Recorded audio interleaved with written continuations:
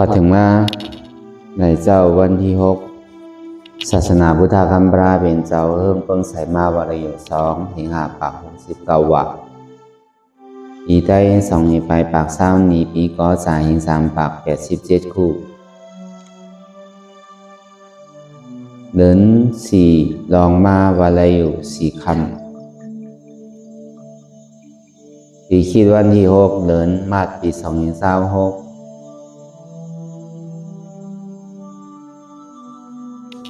ในบางสร้างดื้อกำตราหน้าตาวิปัสสนาภาวนาหารยอดธรรมนัตตะปอกำทนหาดีวัดป่าหน้าตาวิปัสสนากรรมฐานทำป่องวันนาเยิงนาปงนาสารเจเว้นสีเสียงเจดอนตนที่เมืองไตประจันได้ก็เป็นข้าวกันข้าวยำ4 โมงต่อถึง6 โมงกลางในเจ้าเนี่ยข้าวตั้ง2 ชั่วโมงนึงก็họcดีได้อ่อนกันให้การภาวนาให้การแต่ดีไว้วางตัววางใสของอาการอันนั้นนั่งรับตามภาวนาอยู่ในเป็นห้องว่าเป็นภาวนาที่สร้างการแต่ดีนั่งรับตาเนื้อเกิดการอย่างปีอยากด้วยดีมันนอวิญญาณอะไรเสียนั้นเกี่ยมันพูดบอกเกิดขึ้นเป็นมานั่นเองก็คือเขาบอกว่างเป็นอนัตตาต้องว่าภาวนาคิดสร้างในนั่งรับตาด้วยเสียใจตราที่มันบอกเกิดขึ้นอยู่ที่ตัวที่ใสที่มันบอกเกิดขึ้นอยู่ที่เจ็บในเนี่ยอันมันบอกขึ้นมีอยู่เป็นอยู่ในมีสังเตเพราะเอาตาเนื้อตั้งดอกด้วยทำมีสังเตต้องว่าเพราะเอาตาเนื้อตั้งดอกด้วยนี่มันหันก็เบอร์อนัตตาเนี่ยมันดึกนะดึกก็เบอร์สังไหนดึกก็เบอร์อัตตาเนี่ยมันห่มทับตาไว้อนัตตาแต่ว่าแผ่นดินเมืองอันนาว240,000 โยชนะเนี่ยมันห่มทับตาไว้อนัตตาก็เบอร์อัตตามันห่มทับตาไว้เพราะวันนั้นพ่อห้ามเอาตาญาณปียะบุญคำพระเป็นเจ้าเฮาสอกหาตัวนี่มันหันอะไรไงเหมือนเฮาลานเฮาอุบได้เฮาอาเหมือนหนังผู้อยู่ใกล้กะที่ลึกๆมันเด้ๆมันลึกหมอกกะหือมันหันไรแจงแรงไรหมอกกะหือพอห้ามเอาหยาดวนหันตัวดีๆนั่งรับตาเนื้อแดงเกิดตาหยาดปีหยายักตัวดีๆในซึ่งมันหันก็หันกว่าสิ่งนั้นเนี่ยกาดีของเสียงเลี้ยงใส่เด็กอ๋อดีเต้เนี่ยอันมันมีอยู่ในเนื้อในตัวที่มันเรียนอยู่เดอยู่นะลองอันเจ็บอันก้นอันคืนอันเมยอันแก้นอยู่ซึ่งไหนเนี่ยมันมีเต้ตัวไหนมันเป็นเต้ตัวไหนเนี่ยลองว่าอันเจนเต้มีเต้ในห้องห่างละห้องว่าเสียจ่าลูกค้าเสียจ่าลูกค้าในมีเต้ตัวไหนก็วันนั้นตาเท่าที่เอาตาเนื้อในตัวถึงพอยอมหักเลยว่ามันมีเต้มันพอใครยอมหักกันถ่อมก็ตีถ่อมกว่าที่นั่นด้านก็ตีด้านกว่าที่นั่นตัวก็ตีตัวกว่าที่นั่นไม่หนักตามันตียอมหักเลยว่ามันมีเต้มันพอใครยอมหักเลย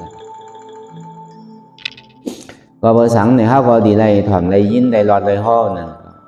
กับการไรลองธรรมะจักกับปวัตนาสุขนั่นจุ่มธรรมะเสียจานมันลูกติดธรรมะจักของนั่นมาตีบุญคำราเป็นเจ้าห่อไว้ลองตั้งเสียจาตรานั่นตาติทุกขาจาราทุกขาพยาติปิทุกขามรณะปิทุกขาปิหิวิปโยโกทุกขมะโกอปิหิสัมปโยโกทุกขมะโกของว่าในการเกิดนั่นก็เป็นทุกขะจาติทุกขะข่าวมาเนี่ยก็เป็นทุกขะจาราทุกขะเป็นโยกะตั้งเจ็บตั้งใหม่โยกะใจ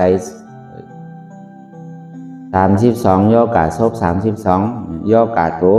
32ห้องโยกะ96 เมล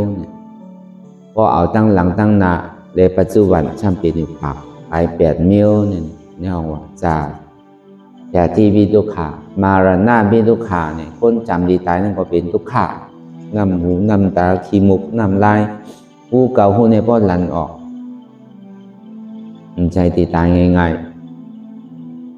ๆที่วิปโยโกทุกขมากโกก้นเดียนเฮาหักเฮามักเฮาเจิกนั่นผ่านดิบเนี่ยก็ผ่านตายก็เป็นทุกขา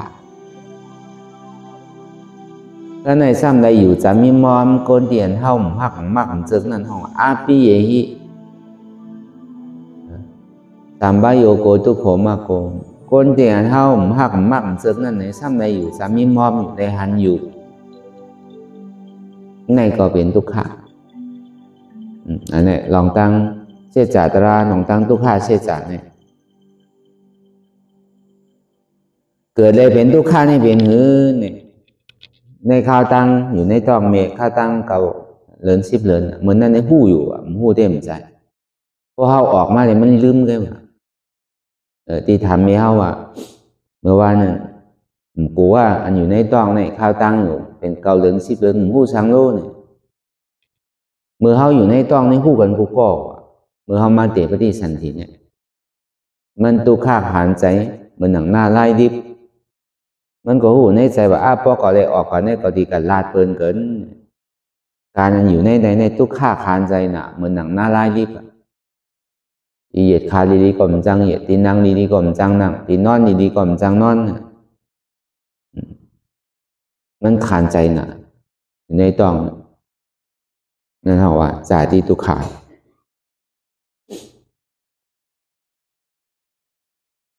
อันนี้เขาว่าลองตั้งเกิดให้เป็นทุกขาในจ่องเข้าถึงมีอยู่5จ่องเข้ามีลองตั้งสมัยกาตราจ่องเข้าจ่องคุกใจไรใครใจถึงมันอยู่5เขามาวนตัวเจนจาด้วยนี่เขามีลูกเลสังมีลานในสังอันเขาไปยามโมมีลูกเตอเหตุปอกเขาสำคัญลูกเลสังอันเขามีลูกไม้เขาก็สำคัญหลานอ่อนอยู่เส้นในเลยสังมุงมองใครทบใครยามุงมองใครเพราะไหลมายาวในซ้ำมุงมองคือมันเต็มปีแต่หึงออกมาใครหันนาลูกนาหลานพอออกมายาวในซ้ำมุงมองคือหึงเต็มเหลือนที่ได้เฮ็ดปล่อยเฮ็ดลามผันมันพอเต็มเหลือนเนี่ยมุงมองหึงพอไหลเต็มปีเฮ็ดปล่อยเฮ็ดลามผันขอบขบ1 ปีได้สัง2 ปีได้สัง3 ปีได้สัง4 ปี5 ปี6 ปี7 ปี8 ปี9 ปี10 ปีกว่า20 ปี30ได้บอกว่าเฮาโหมโจมครับตอนวันเกิดเพื่อกาพวกเกิดในซ้ำโกนซ้ำโจมน่ะเฮ็ดปล่อยวันเกิดอันวันนั้นโหมโจมครับตอนวันเกิดเพื่อกาเกิดได้เป็นทุกข้าเนี่ยก็เลยก็ดิ่มคุกใส่ไรนั่นเพราะว่าเฮามีลองตั้งโหมโจมครับตอนวันเกิดเนี่ยก็เฮาก็โดมมีลองตั้งโหมโจมครับตอนวันตายปองว่าซื้อเนี่ยอันเฮาผมโจมากตอนวันเกิดนั่นเนี่ยปองว่าอันใครเกิดอันเกิดเนี่ยเขาพร้อมตาดีเกิดอยู่ที่กันไปโกตั้งเกิดเนี่ยปองว่าเช่นตาดีตายในซ้ำโกก็การตาดีเกิดในซ้ำโกนั่นอันนี้ซ้ำเป็นหือหลังเนี่ยมันสารคัดดองคอสังกรรมสอนพระราพระเป็นสวาเตก็ตายในเหตุปีโกปองใครตายไว้หนาวเหมือนเท่าหันอยู่เป็นย่อกากึ่งกลางเป็นตายไปแล้วเป็นซึกเป็นเสือตายไปแล้วนอนรับรถตายไปแล้วเป็นเทครึ่งกลางตายไปแล้วอยู่กับปินกับร่มตายไปแล้วกินข้าวแก้นข้อตายไปแล้วแต่พอมันใครตายในไว้หนาเนาะลองตั้งตายในอัมลีโกอันลีโกหนาเดินเปิ้ลในเกิดเดินพระเป็นเจ้าเป็นมอนาไลลิปนั่นจงอาพ่ออะไรมาถอมยินตราเสียจ่าถอมยินตราวิปัสสนาอย่างนี้ซื้อที่โก้ตั้งใจเนี่ยข้าใจมันไหลตลาในคำคืนวันเหมือนในคำเดียวข้าใจมันไหลในวันในคำเดียวอย่าไปตั้นปวดมือผูกอันนี้เป็นคอสังกรรมสอนพระเป็นเจ้าอันนี้เขาว่าก็กำนำในเขาจำเป็นที่นั่นเนาะอ่อนกันเหตุวันเกิดผมโจมหับตอนวันเกิดขอบขบปี1 2 ปี10 ปี20 ปี ปีก้อนเงินเนี่ยสังปีก้อนคำเนี่ยสังปีก้อนแสงเนี่ยสังด้วยนะอันนี้ก็กำนำเข้ามาวนธาตุสามตัวเนี่ยก็ซ้ำเป็นที่กันหมดอันเกิดเนี่ยซ้ำโกซ้ำใครเกิดอยู่ที่กันนั่นพอผมโจมภาพตอนวันเกิดก็ตาที่เกิดเนี่ยมันโกะให้เกิดที่กันก็เพื่ออาจองมันเกิดเลยมันถึงที่ตายแล้วอาจงเพราะเขายังมุมมองใครเกิดอยู่ก็ที่ได้ตายของที่กันใครป้นตั้งเกิดใครเกิดอยู่ที่กันนี่ป่านี่ห้ามหนูเกิดแล้วรู้ก็อย่าไปเกิดแล้วนะมันถึงที่มันตายเพราะยังตึงมีลองเกิดลองตายอยู่ก็ทุกข้างมันป้นเลยตั้งทุกข้างอันนี้ก็เขาก็ที่ได้ใกล้ได้ถอดยิ่งก็การตัดเดียวมาเกิดสังเวชก็ร้านวันในเรียกองมันก็ให้เป็นอันลองกี่ลองเว้าแบบจองว่าอาจองมันเกิดแล้วเนี่ยอาโจเนี่ยมันถึงที่เป็นมันถึงที่เท่าเท่านั่นก็เป็นทุกข้างเนี่ยเขาก็ซ้ำดีปองว่าตั้งเท่าตั้งเปลี่ยนเนี่ยตั้งเท่าเนี่ยพออาสาของพอ6-70เนี่ยเปิดไปห้องเท่าเหมือนกันก้นเกิดมาวันก็เท่าเหลือก้นอยู่ในต้องก็สังทุกข้าก็เบิ่มนั่นตักง่ายไปเลยมันจังพื้นจังคอมไปมีแห้งพื้นแห้งคอมเถอะก็ต้องไม่ก็เดือเสียห้องให้ก็ขี้เยอะในกล่อมจังเจ้าทางกล้วยต้องผมให้เขาเปิดอยู่หยาบนั่นเนาะก็เขาหนังนวลเพราะแต่ในเขายังว่าเจ็บอยู่อ่อนดูอ่อนอันที่มันนั่งนอนเตียงขี้เตียงเยอะเนี่ยแค่นี้เจ็บก็คือละแค่นี้แสบก็ก็นั่นเลยมันตุข่าอันนี้ห้องให้ก็ในบ่อใหญ่ไม่ยาวในพึ่งความพึ่งการพึ่งยางพึ่งไปพึ่งหูพึ่งลัดกระโจติลูกไรกระโจติลาดไรกระโจติไปไรข่มต่อง่ายๆนั่นก็ตุข่าเหมือนนั่นพึ่งเป็นอยู่นั่นก็ในถึงดีใหญ่มากาสูงมาเนี่ยเหมือนลูกอ่อนในสังก็ตุข่าเหมือนลูกอ่อนอ่ะมันก็ใครไรของเด่นใครกินของเด่นคนหลงเต็มใจกินเพื่อการมีคนดูก่อนกินก็เขาใครกินนั่นน่ะเขาที่เอาตั้งกินคนหลงเลี้ยงเขาก็หอมกินใครกินหนาก็ตุกข่าใครเรียนหนาก็ตุกข่านั่นก็เป็นลูกอ่อนก็ตุกข่าเหมือนลูกอ่อนก็เป็นว่าวเป็นสาวนั่นเนี่ยก็ตุกข่าเหมือนว่าวเหมือนสาวอะไรก้อนหนึ่งพอเมห้ามเจอก้อนหนึ่งพอเมเจอก้อนหนึ่งดูห้ามอะไรก้อนหนึ่งมาล้อห้ามเป็นใจแขพอเมห้ามเป็นใจลูกมาล้อห้ามเป็นใจแขลูกล่าห้ามเป็นใจพ่อแม่เนี่ยมันก็มีตั้งนี่ก็ตุกข่าเหมือนบ่าวเหมือนสาวตุกข่านาหอจอนาหอจอหอhơn chân tăng này đây để nào họ to hơn mai dạo này có liều luôn các này mưa họ từng mi có liều mới từng tiềnผู้บ่าวผู้สาวได้เนี่ยก็อยู่ซื่อกินซื่อนอนซื่อกว่าซื่อก็มีไผว่าพ่อแม่ก็ต้องเตะลาที่นั่นแค่บ่หลุดเลยไม่ใจสั่งน่ะถ้าในบ่เตะหน้าหอโตเฮิรนมาก็เฮ็ดไปเฮ็ดเคยเป็นมาเนี่ยก็ไรอ่ะครับเนี่ยพอเฮาก็เฮ็ดไปเฮาค้านก็เพิ่นก็จังเฮาเฮ็ดเคยเพิ่นก็พอค้านก็เพิ่นจังเฮานั่นน่ะแต่ว่าพอให้กินแห้งลูกยิงก็ฮักลูกเคยว่าพอให้กินแห้งลูกใจทำก็ฮักลูกไปว่าทำเมื่อก่อนมันรัดไว้ก็ในมั่นใจก็เหลียวรู้ก็ในแต่นาหอต่อเฮิรนมาเนี่ยพ่อมีลูกมีร่างใกล้พิษกันทำอ่อนกันมีลูกมีร่างก็ในก็เหลียวรู้2 ก้อ 3 ก้อ 4 ก้อน่ะเราคัดใจเหตุการณ์ง่ายแล้วนะครับเนี่ยเนี่ยว่าลองตั้งเตียนเฮาเตียนนาหอต่อเฮิรนสร้างลูกสร้างหลานบ้านนี่ก็มันก็ตุกข่าก็ในคนเท้าเลี้ยงลูกของกล้าเลี้ยงหลานของกล้าเลี้ยงเหรียญทางก็ตุกข่าทางก็ในพอถามมา60-70เหลือก็มีหูก็หนกมีตาก็โมมีเขียวก็วางมีเนื้อนังก็หิวลูกหยาบนั่งหยาบไปหยาบลูกก็ค้างนั่งก็ค้างเนี่ยว่าจาราเกิงลองเนี่ยพอมิ้วเดินลองก็ลองต่อทางเดินรับในก็ตุกข่าเนี่ยพระเป็นเจ้า อย่าที่วิทุกขาเป็นย่อกาตั้งเจ็บตั้งไม่ตั้งใครตั้งหนาวอยู่นี่กินบ้านย่อกาใจย่อกาซบย่อกาตัวย่อกามือเหลียวแค่ขึ้นกาบขึ้นปานก็ภาษาก็บนเขี้เขียนกันลองไปมังมีลองกินลองหาล่าตั้งกินก็นั้นเนี่ยหมักเมียวหมักไม่เมียวหือพักเมียวหือข้าวเมียวหือเป็นใส่ยกใส่ยาหนังมันพอดีได้เจียวหมักเขาก็เหมือนกันอ่ะมือกูปอกได้เปิ้นใส่มือเดียวเนี่ยใส่แรกนั่นแหละป้อมใส่ห้ำหมักแล้วก็อะไรใส่จอมเปิ้นอันไทยมันก็มาซ้ำเอาวัวเอาไก่ไทยเอามาซ้ำเอาจากไทยเอาลูกมือเดียวเนี่ยใช่ก็บนก็ใส่ยา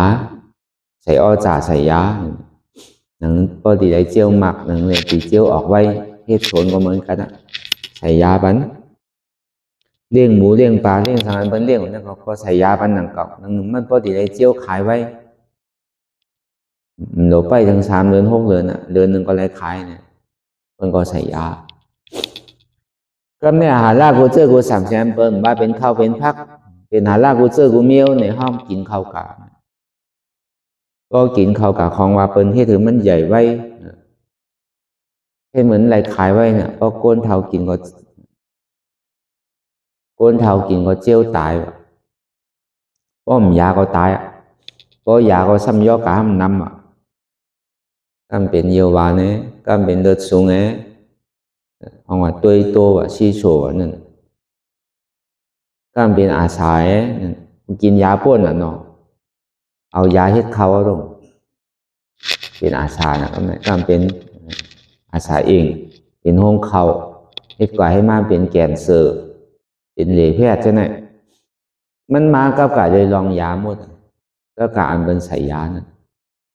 เอาว่าก้นเท่ากินก็เจียวตายนั่นป้อมยาก็ตายเตี้ยก็ยาก็ย่อกะก็ซ้ำน้ำกำหัวเจ็บกำต้องเจ็บกำเลือดสูงกำเลือดแจ่มกำเยียววานด่วนก็เป็นก้นเท่าก็เป็นรอดเลยก็ด่วนกินน้ำเจียวใหญ่เนี่ยถ้าเราด่วนมือเหลียวเนี่ยอายุ12 13 14ก็พอใหญ่ก็หลวงก็เพื่อสังก็เพื่ออาหารลาตั้งกินในห้องว่าย่อกะตั้งเจ็บตั้งเป็นทุกข์เหมือนเอากะหันดีห้องยายา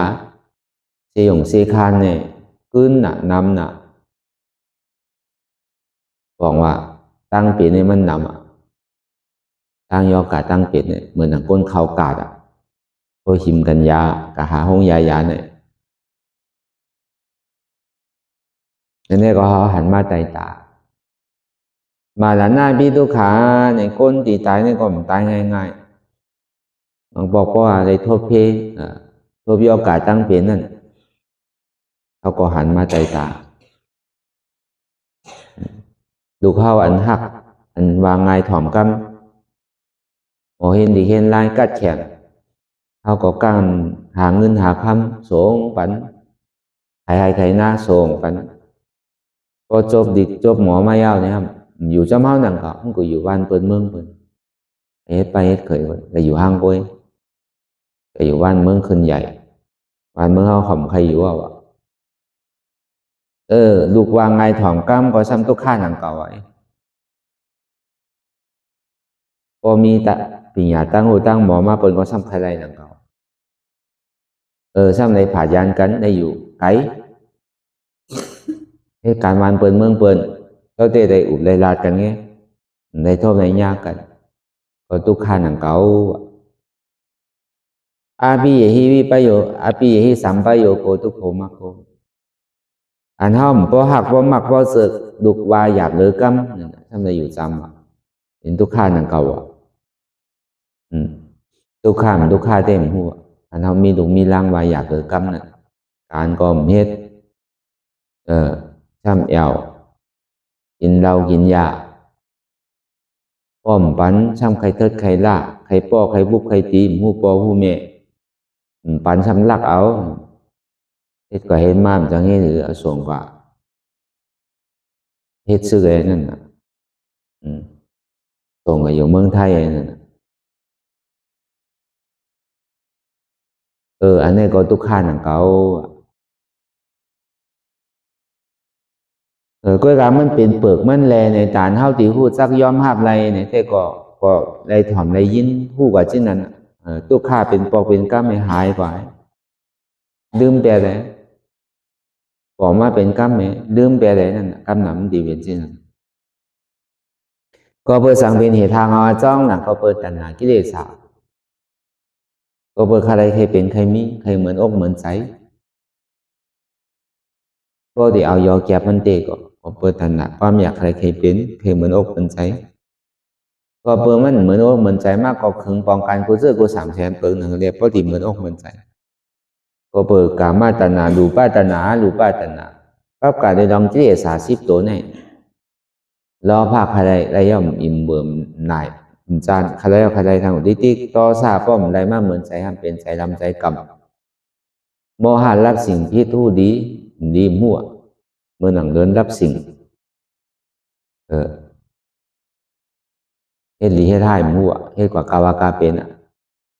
มาหน้าที่พวกโมเฮ็ดโมหามาเนี่ยถ้ามีมาเกากัดเกาแขนเกาโมเฮ็ดโมหาอันนี้มันเป็นที่บอกคือเฮ็ดให้เกิดกิเลสนี่ก็เปิดในเป็นอาจองมันเดี๋ยวที่ไหนเกิดเท่าเป็นตายเนี่ย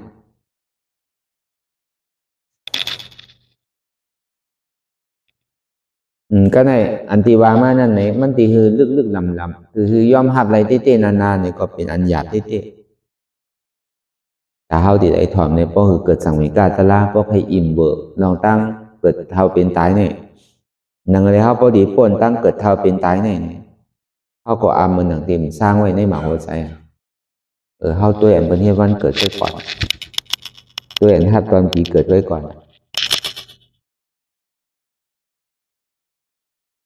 แล้วก็บนนั้นเฮานังรับตาอยากด้วยขันธาจิโอต่อไปที่ในอันเสียจาตระอันหมันเมียนจือใจเดือเพิ่นนั่นอันที่มันเจ็บแกนต้องตอดเนชานสันไว้คมไต่ไม้กระดอนแข็งสู้ตุ้มจะบยายชิมอย่าเป็นดูนี่เป็นเสียจามีเตเป็นเตที่มันเกิดขึ้นดีโตภัยใจมันกูก็บาเรียกวันหนุ่มบาทาวาเกบาผู้หญิงผู้ชายบาวนเจ้าเมียขาวมีกันกูก็มีมีเตเตเจ้าทำเจ้าได้อันนี้เขาหันเลยกำเดียวที่นางรับตามมาอย่างนี้อันใครหานั่นไอ้ก็เป็นเจ็บนั่นน่ะอันเจ็บอยู่เสียบอยู่ไม่อยู่อันเจ็บแก้นต้องตอดในสารโน้สัมเป็นสังเป็นทุกข์าเป็นสุขาเป็นทุกข์าขานใจขานใจน่ะทุกข์าน่ะเดือออกเดือใจน่ะอันเท่าวันเพราะเป็นนั้นสัมเป็นสังน่ะเป็นทุกข์านั่นนะเขาว่าทุกข์าเสียจ่าทุกข์าในมีเตไผว่ามีทุกข้ามาเนี่ยมีเตหะใจเตหะมานเตหะมานเตเอาจือเตเอาใจเตเอาของว่าอันเท่านังรับตาเนี่ยคือหันเจ็บคือหันแกนคือหันเสียพันไม้คือพูดจากว่ามันเป็นทุกข้าทำใครไรมันขึ้นอยู่ห้าใครไรเจ็บไรเสียบไรไม่อยู่ห้าใครไรป้อมใครไรห้ามตีไรเฮ็ดชื่อหือย้อนสั่งเลยเจ็บย้อนสั่งเลยไม่ย้อนสังเลยเสียบย้อนสังเลยแกนอันก็หนังรับตาหายอ่ะภาวะก็หนากิจจานี่มันหาลูกมันหายก็พูดน่ะว่ามันเป็นทุกข์ะอันไรซ้ำเป็นเหตุทางเอาจ้องมันตัสนากิจจาสาวหาตัวเลยหาตัวเลยเหตุมันเป็นสังมันเจ็บเนี่ยกอบสังเลยมันเจ็บย้อนเปิดสังเลยมันเจ็บมันใหม่มันแสบมันแกนั่นย้อนเปิดว่ามีหลงตังหันพิษมีหลงตังวนพิษหันพิษว่าสังเนี่ยหันว่าโหหันว่ามีโหหันว่ามีขาหันว่ามีมือหันว่ามีโตหันว่ามีใจหันว่ามีเจ็บหันว่าเก่ามีหันว่ามีเก่าหันว่าเป็นเก่าหันว่าเก่าเป็นรอผ้าซ้ำคลายอันเป็นเก่าเป็นคลายอันมีเก่ามีเนี่ยเป็นห้องว่าสาวหาเหตุทางเอามันเจ็บเนี่ยก็เปิดห้องมักมันว่ามันมีขาเจ็บแอวเจ็บต้องเจ็บก้นเจ็บโตเจ็บโผเจ็บใจเจ็บเก่าเจ็บเนี่ย อ๋อก็เปิดเพราะว่ามันเป็นหัวเก่าอย่าพิงมันเจ็บเพราะมันเป็นขาเก่าอย่าพิงมันเจ็บเพราะมันเป็นแอวเก่าอย่าพิงเจ็บเพราะมันเป็นท้องเก่าอย่าพิงเจ็บเพราะมันเป็นโคนเก่าอย่าพิงมันเจ็บเพราะมันเป็นสายเก่าอย่าพิงมันเจ็บเพราะมันเป็นเก่าเตะอย่าพิงมันเจ็บอันนี้ก็เอามาตัววนตัวอยู่ดีชื่อห้ามชื่อใจห้ามใจมาน้ำมันพอมันเป็นของเฮาเตะเนี่ยเฮาโหลดสั่งไรพอมันโหใครมาเนี่ยโหกึดแปดกล้ามเนื้ออย่าไปเป๊กใครเป๊กเจ็บพอมันขาเจ็บมาเนี่ยก็ขากึดไว้กล้ามก่อนอย่าไปเจ็บเตอะแอวเจ็บเนี่ยแอวกึดไว้กล้ามก่อนอย่าไปเจ็บเตอะตัวก้นตัวขึ้นหนักตัวอย่าไปก้นปีขึ้นหนักกึดไว้กล้ามก่อนใจดีบุติขาดใจเนี่ยก็อย่าไปเจ็บอย่าไปทุกข้าขึ้นไว้กล้ามก่อนแน่เพราะมันเป็นของเฮาเต้นเฮาโดดสั่งอะไรสิเนี่ยย้อนว่ามันสั่งอะไรนั่นเลยเนี่ยมันจะนี่คือว่าอ๋อดีเต้นั่นเหตุหากเอาอาจองทุกข้านี่มันเป็นอัตตาเตที่ตั้งหันคิดหันว่าเป็นเก่ามีเก่าหันว่าเป็นเก่ามีเก่าเก่ามีเก่าเป็นอ๋อดีเต้เนี่ยเหตุทางมันเนี่ยเป็นอัตตาโนก็เปิดเก่าหยุ่มพี่ตัวเป็นเก่าถามว่าเป็นของเก่าพวกหันยาวเนี่ยก็ป้อป่องแจงเลี้ยงใจดีๆงามๆยาวเนี่ยเหตุทางเอาอัดจ้องมันเต้เป็นสังพอหูแจงเลี้ยงดีๆอ๋อเป็นอัตตาว่าเป็นเก่าก็เป็นมีเก่ามีมาหน้าว่ามีเก่ามีอ๋อดีเต้เป็นอัตตาพวกวันป่องแจงเลี้ยงใจยาวเนี่ยก็ปะหานาคิจ้าปะหนาคิจ้าเนี่ยดีเลยเอาสังกอกออกตัดออกซับออกผ่าออกหลังเอาอนัตตาตั้งหันหมานเมียนตั้งวนหมานเมียนหันว่ามีหูมีขามีมือมีตัวมีใจมีเจ็บตั้งวนหมานเมียนซ้ำวนว่างว่าเป็นอนัตตาก่อนนั้นพอเขาสาวาเหตุทางเรามันนั่นเป็นห้องว่าเป็นสังผู้จักตัวสมุทัยเชษจะผู้จักอาจองตุกขาในห้องว่าสาวหาเหตุหักเงาอันเท่านังลัตตาหาในหาตุกขาเชษจะห้องว่าภาวนาคิจานั้นตัสนาคิจานั้นผู้จักอาจองตุกขาห้องว่าตัวสมุทัยเชษจะว่าผู้จักเงาอาจองมันเย้าเนี่ยก็เอามากกาเชษจะนั้นตัดออกขัดเลยอันมากกาเชษจะในเป็นอย่างนี้เป็นปหานาคิจาเพราะว่าตาตัวกว่าวิจิกิจฉาตัวกว่าเย้าเนี่ยก็เข้ากับตีเป็นซาสีกรณาคิจาอันซาสีกรณาคิจาเนี่ยเป็นสังเนี่ยเป็นนิโรธาเชษจะนิโรธาเชษจะเนี่ยเป็นสังเป็นผลอโจของสุขะผลอโจสุขะซ้ำเป็นสังเป็นนิพพานซ้ำเป็นหือไว้เกิดเท่าเป็นตายนี่จ้าสันติสุขะอมตะธาตุในกิจการสีเปิงสีอันไหนนี่ก็ว่าเลยลองตั้งเชษจาตราสีอันนั้นก็มันสำคัญมีอยู่ที่ไรล่ะเนี่ยมีอยู่ที่ตัวที่ใช้เนี่ยมีที่ไรไกมีที่อันเจดันจางที่อยู่ในหมากล่ำหัวใจเฮาเนี่ยอยู่ในตัวในใจที่มันเหตุการณ์อย่างนั้นแล้วเนี่ยเจดันเนี่ยก็มีจังว่าเฮาอย่าไปยองเย้าอันแมทเนี่ยเฮาก็ยองแมทมาหึงหนาวะยองกว่าวันในเมืองน่ะยองว่าเป็น10 ปี20 ปียองพอที่ตายย้อนมันอ่ะแต่ในเฮาสำคัญมาหาอันเจดที่มันอยู่ในตัวในใจเนี่ยเพราะหาอันเจดหันอันเจดเท่าที่ไรอันเจดหาอันเต้หันอันเต้ไรที่ไรอันเต้อันเจดอันจังอันเต้โดยเสียเจ็บเนี่ยก็เหมือนเมียนสองว่าเพราะใครป้นเจ็บหรือหูจักเจ็บหรือหันเจ็บหรือยอมหับเจ็บหรือว่างเจ็บไรถึงนี้ป้นเจ็บเพราะใครป้นทุกข้าเนี่ยก็ที่ได้หูจักอยู่จอมทุกข้าเขาใครไปซื้อก็ใจเมี้ยวหรือป้นมันแหละเหมือนหนังเงาแลจอมกลชื่อแลดีป้นไรนั่นเนี่ยก็เขาหลวงหูจักมันนำโดหันมันนำโดยยอมหับไรโดยพึ่งอยู่จอมมันไหลเจ็บไรทุกข้าเนี่ย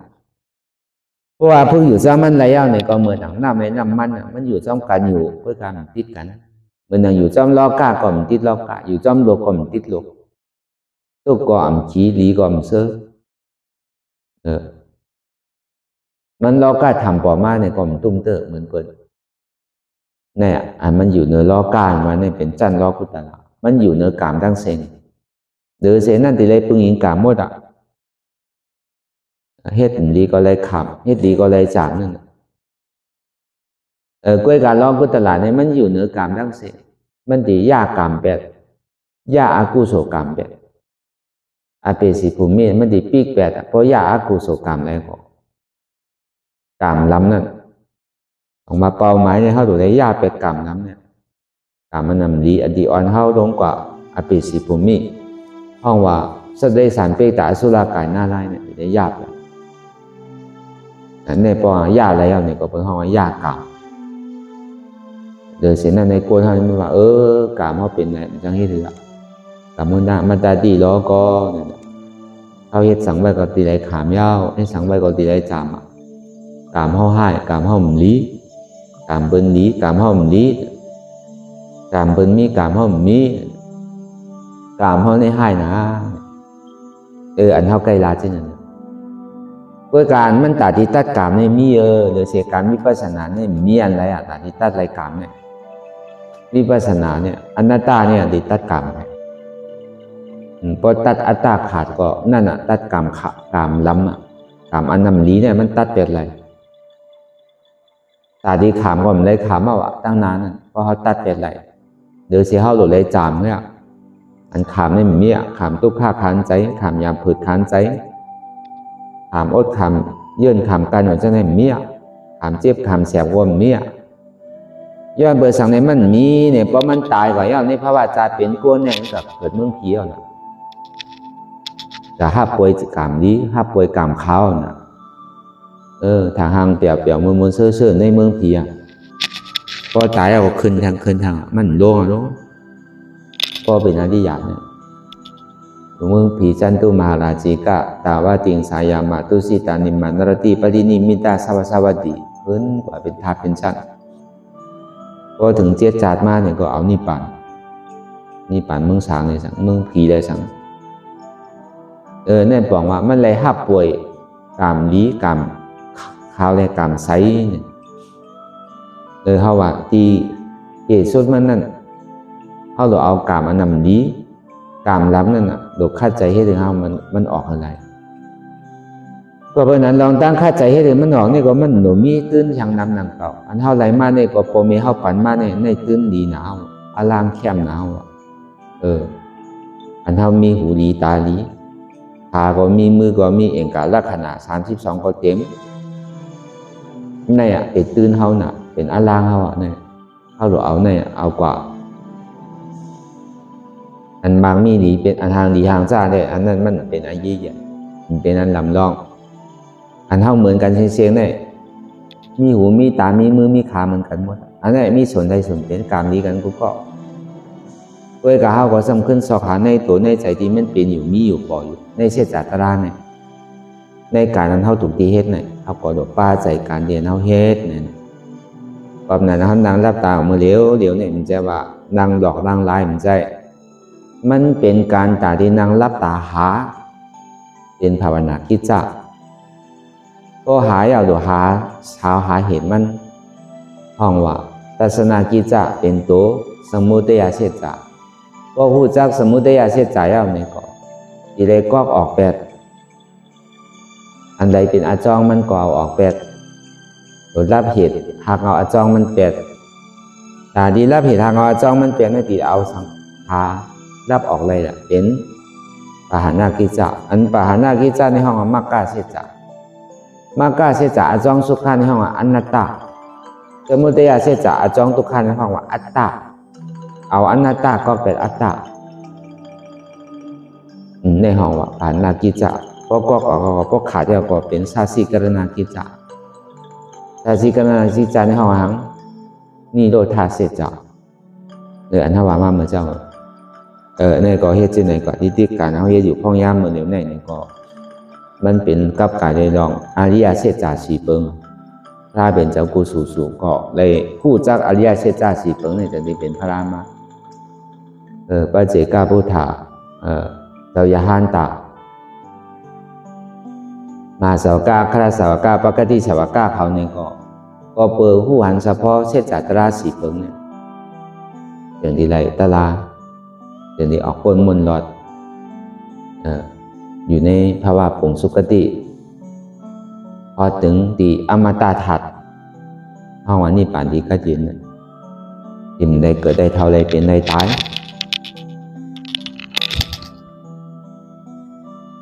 อันเฮามาเฮ็ดจังตื้อกรรมของยามเหมือนเร็วแน่นี่ก็มันก็เป็นเส้นทางเฮ็ดจะอันมันแม่นซื่อใจย่านเพิ่นนั้นนี่แหละทำมีนี่ก็เฮาบ่หันทำใจนี่ก็เฮาบ่ฮู้ทำมีหันนี่เป็นสมาธิที่ทำใจฮู้นี่เป็นสมาสังกัปปะทำมีหันสังหารเจ็บทำใจฮู้สังฮู้เจ็บนี่เป็นอนัตตาทำมีหันสังหารทุกขะ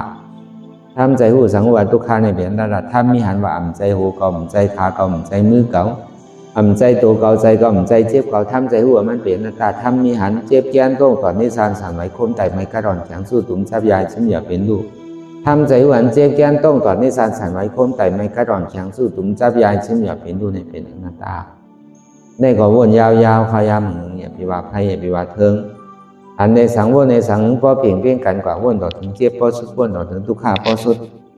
ถ้าต่อถึงอัตตาพอต้องพูดขาดกว่าในที่มันพูดบอกถึงเปลี่ยนมานั่นเองก็คือเฮาพอหมอวนวางแต่ตัดเป็นอนัตตาไหน